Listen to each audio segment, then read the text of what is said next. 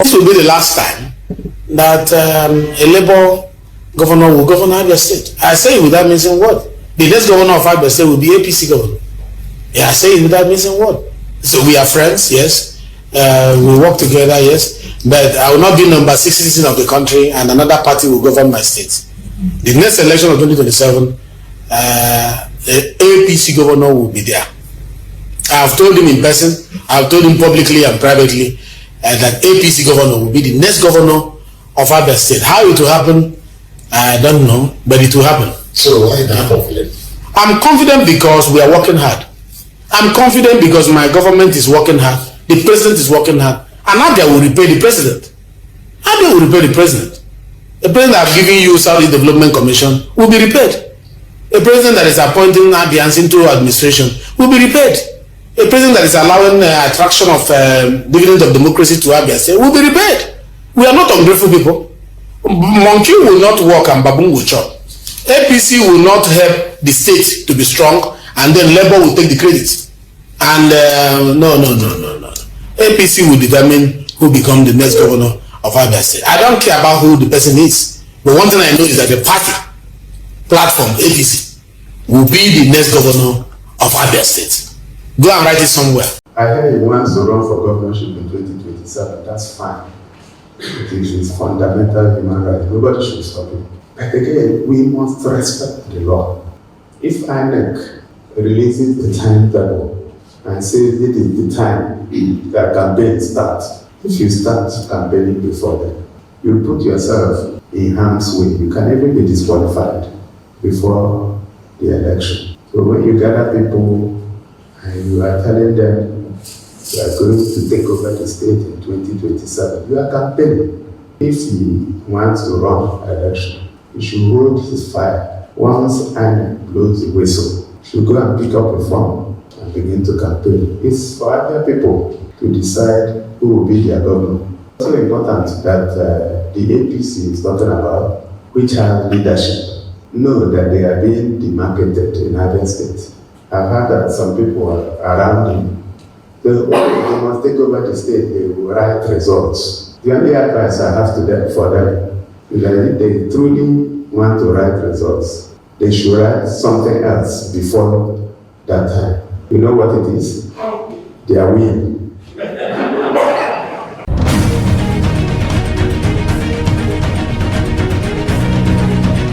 Abia State is no longer just another battleground on Nigeria's political map. It has become the prize, the trophy, and perhaps the biggest unfinished business of the All Progressives Congress in the entire Southeast. Abia State has entered the new political era, an era where the future of a state may be determined not by public speeches, not by votes, but by silent meetings, quiet invitations, and hidden calculations. At the center of this new storm is Governor Alex Otti, a popular technocrat who broke the political order in 2023. Facing him across the political chessboard is Benjamin Kalu, the Deputy Speaker of the House of Representatives, a rising force in the APC, and a man many believe is eyeing the governorship in 2027. Abuja, hungry to expand APC's influence in the Southeast, has one mission: bring Alex Otti into the APC, because if he joins them, the political map of Abia State changes instantly. If he refuses, then a political war begins. This is the true story of Alex Otti versus Benjamin Kalu and the APC, a story of pressure, ambition, negotiation, and the 2027 battle being prepared behind closed doors.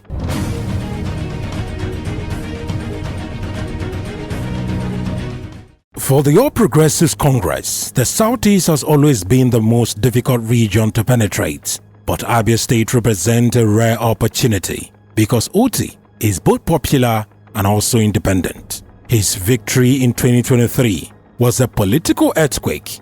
He didn't win because of Labour Party structure. He didn't win because of federal backing. He didn't win because of political godfathers. He won because Abians were tired of the old order and wanted a technocrat, reformed-driven leader. And that popularity is exactly what APC wants. Because realistically, APC cannot win Abia State without someone of Otti's popularity and credibility. They know their internal structure in Abia is weak. Divided factions, no solid grassroots machinery, and too many leaders in Abuja instead of the field. Bringing Otti in solves everything at once. Labour Party collapses instantly. Abia becomes an APC state, and the party gains a strong Southeast poster boy, and the 2027 governorship election becomes almost automatic. This is why Abuja is determined, not just interested, but determined. They want Otti, and they are ready to offer incentives, support, and political accommodation to secure him.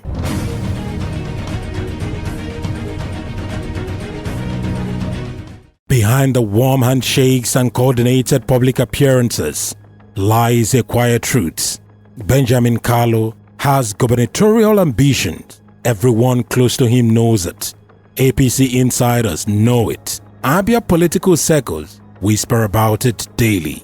He is the deputy speaker, APC's strongest Igbo figure, a national-level politician and a strategist communicator. For him, 2027 is an open door. Except for one problem, Alex Otti is standing in the doorway.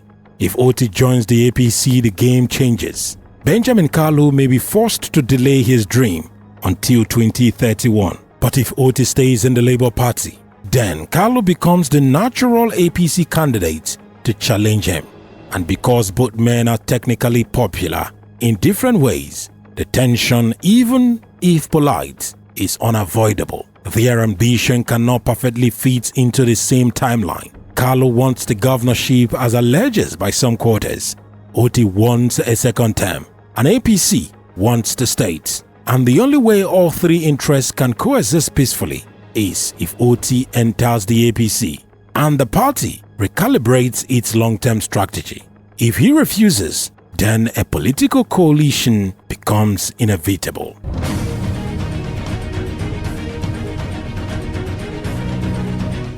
From Abuja, the calculation is bigger than Otti or Benjamin Kalu. APC wants to expand into the Southeast before 2027. They lost major grounds in 2023 due to the Obi wave. Now they want a recovery plan.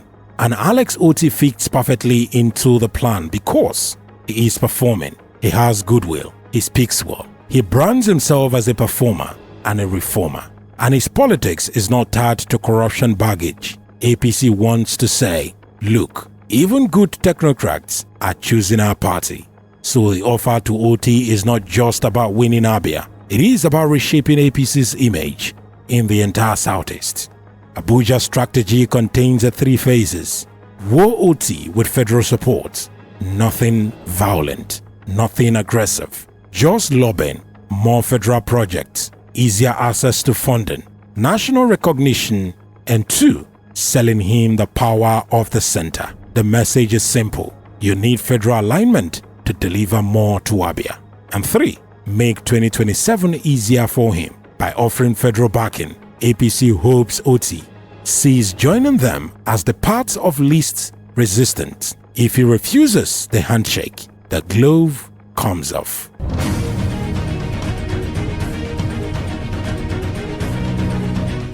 This is the part of the political story nobody says publicly. If Otti rejects APC's invitation, the party activates the next plan, a coordinated, well-funded strategy, probably to remove him in 2027. Nothing illegal, nothing violent, just pure political muscle. The strategy has 4 layers. 1. Unify the APC factions in Abia State. Abuja will force all factions to merge. Benjamin Kalu's bloc. Ochuzo Kalu's bloc, Ikechi Emenike's bloc. For the first time, the party will move as one structure. And the second option for them is flood Abia with federal presence. Expect to see more road projects, more federal appointments, more interventions, more economic incentives, more national attention, all packaged to show APC can give Abia more than Labour Party. And 3, raise a powerful governorship candidate. If Otti refuses to join the APC, then the party's candidates will likely be Benjamin Kalu or a consensus APC figure with Abuja backing. Whoever emerges will be heavily funded and supported by the APC from the national level. And the fourth one, target Otti politically, not personally. This meant political criticism, which is already ongoing in Abia State, party narrative battles, structure-based mobilization, strategic grassroots penetration, nothing harmful, nothing extreme, just political competition turned up to maximum volume. The goal, make 2027 the biggest political showdown in Abia's recent history. Otti vs APC, performance vs federal power, local popularity vs national machinery.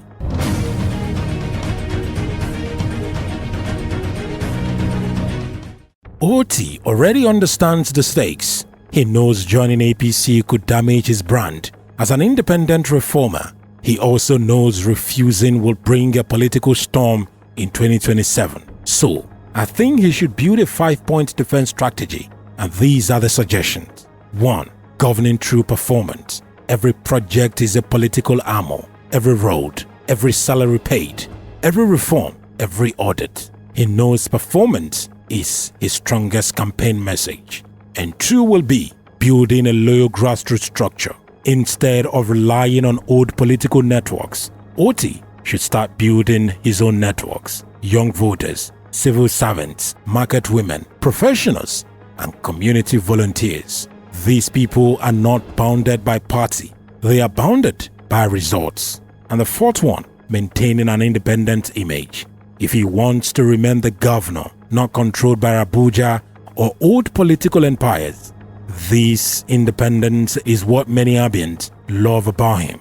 He cannot lose it. And the fourth one, strengthening the Labour Party brand in Abia State. Otti is turning Labour Party from a protest party into a functional state structure. If Labour Party survives in Abia beyond Otti, it becomes the strongest opposition brand in the Southeast. And number 5, avoiding public fights. Otti must refuse to attack the APC publicly because he knows political wars start early when you speak too much. Silence gives him room to maneuver, and he can negotiate from strength. This is strategy in silence, not weakness.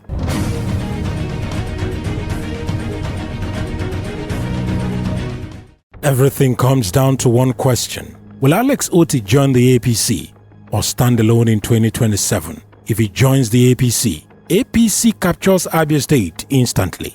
Labour Party collapses. Benjamin Kalu will have to wait for 2031. Abuja secures a major Southeast victory. And if he refuses, APC might unite to challenge him.